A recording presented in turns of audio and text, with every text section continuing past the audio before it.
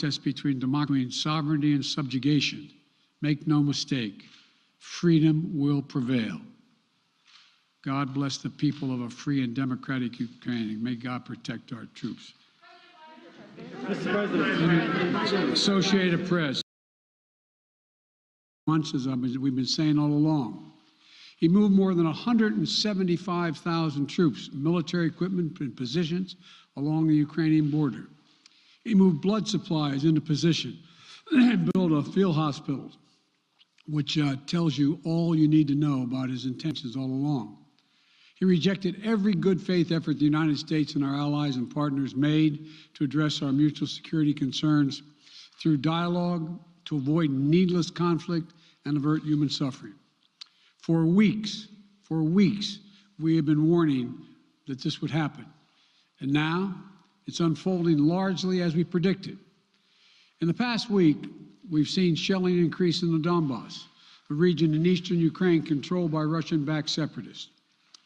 The Russian government has perpetrated cyber attacks against Ukraine. We saw a staged political theater in Moscow, outlandish and baseless claims that Ukraine was about to invade and launch a war against Russia, that Ukraine was prepared to use chemical weapons, that Ukraine committed a genocide.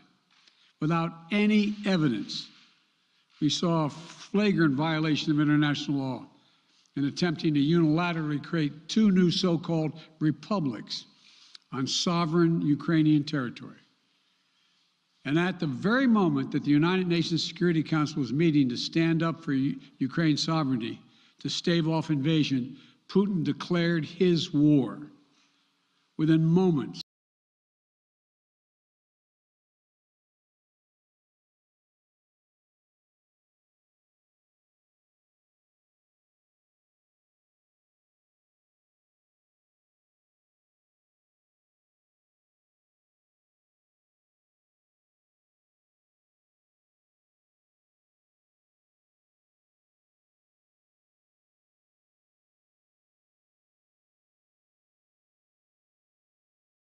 how he and his country will bear the consequences. Today, I'm authorizing additional strong sanctions and new limitations on what can be exported to Russia. This is going to impose severe cost on the Russian economy, both immediately and over time. We have purposely designed these sanctions to maximize the long-term impact on Russia and to minimize the impact on the United States and our allies. And I want to be clear. The United States is not doing this alone. For months, we've been building a coalition of partners representing well more than half the global economy. 27 members of the European Union, including France, Germany, Italy, as well as the United Kingdom, Canada, Japan, Australia, New Zealand, and many others, to amplify the joint impact of our response. I just spoke with the G7 leaders this morning, and we're in full and total agreement. We will limit Russia's ability to do business in dollars, euros, pounds, and yen to be part of the global economy. We'll limit their ability to do that. We're going to stunt the ability to finance and grow the Russian military. We're going to impose and we're going to impair their ability to compete in high-tech 21st century economy. We've already seen the impact of our actions on Russia's currency and the ruble, which early today hit its weakest level ever in history. The Russia stock market plunged today. The Russian government borrowing rate spiked by over 15%.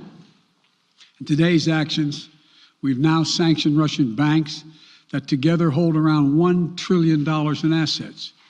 We've cut off Russia's largest bank, a bank that holds more than 1/3 of Russia's banking assets by itself, cut it off from the U.S. financial system.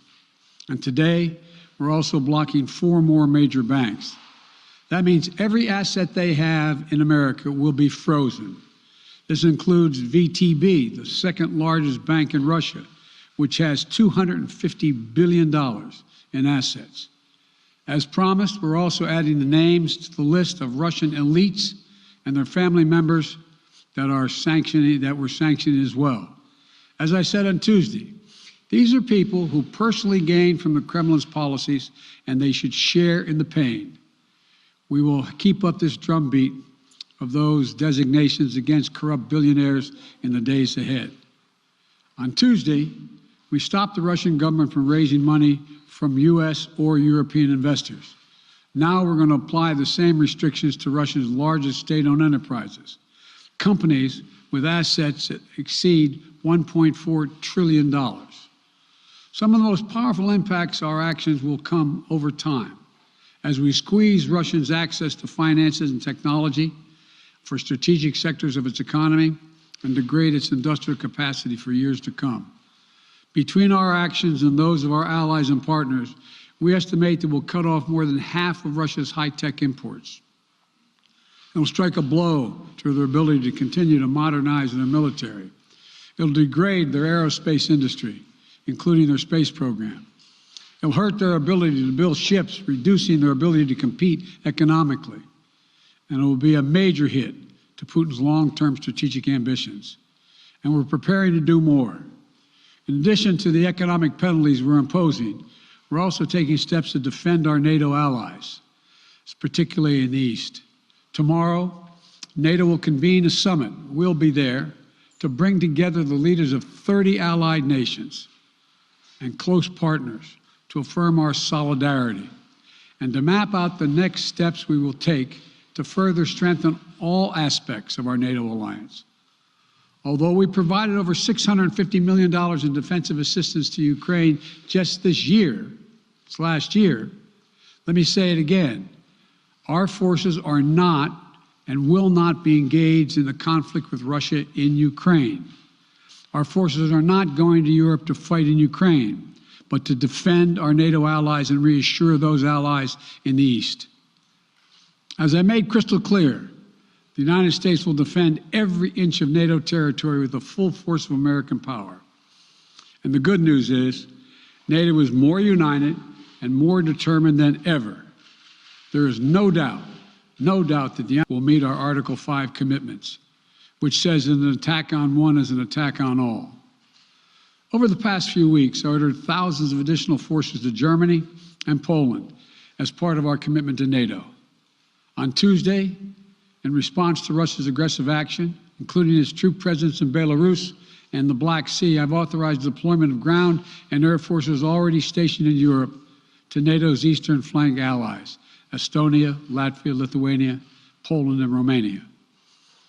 Our allies have also been stepping up, adding the other allies, the rest of NATO, adding their own forces and capabilities to ensure collective defense. And today, within hours of Russia's unleashing its assault, NATO came together and authorized and activated an activation of response plans. This will enable NATO's high readiness forces to deploy and when and where they are needed to protect our NATO allies on the eastern boundaries of Europe. And now I'm authorizing additional U.S. force capabilities to deploy to Germany as part of NATO's response, including some of the U.S.-based forces that the Department of Defense placed on standby weeks ago. I've also spoken with Defense Secretary Austin and Chairman of the Joint Chiefs, General Milley, about preparations for additional moves should they become necessary to protect our NATO allies and support the greatest military alliance in the history of the world, NATO. As we respond, my administration is using the tools, every tool at its disposal, to protect American families and businesses from rising prices at the gas pump. You know, we're taking active steps to bring down the cost, and American oil and gas companies should not exploit this moment to hike their prices to raise profits. You know, in our sanctions package, we specifically designed to allow energy payments to continue. We are closely monitoring energy supplies for any disruption. We've been coordinating with major oil producing and consuming countries toward our common interest to secure global energy supplies. We are actively working with countries around the world to elevate collective release from the strategic petroleum reserves of major energy consuming countries. And the United States will release additional barrels of oil as conditions warrant. I know this is hard and that Americans are already hurting. I will do everything in my power to limit the pain the American people are feeling at the gas pump. This is critical to me. But this aggression cannot go unanswered. If it did, the consequences for America would be much worse. America stands up to bullies. We stand up for freedom. This is who we are. Let me also repeat the warning I made last week. If Russia pursues cyber attacks against our companies, our critical infrastructure, we are prepared to respond. For months, we've been working closely with the private sector to harden their cyber defenses, sharpen our ability to respond to Russian cyber attacks as well. I spoke last night to President Zelensky of Ukraine, and I assured him allies and partners in Europe will support the Ukrainian people as they defend their country. We'll provide humanitarian relief to ease their suffering. And in the early days of this conflict, Russia propaganda outlets will keep trying to hide the truth and claim success for its military operation against a made-up threat.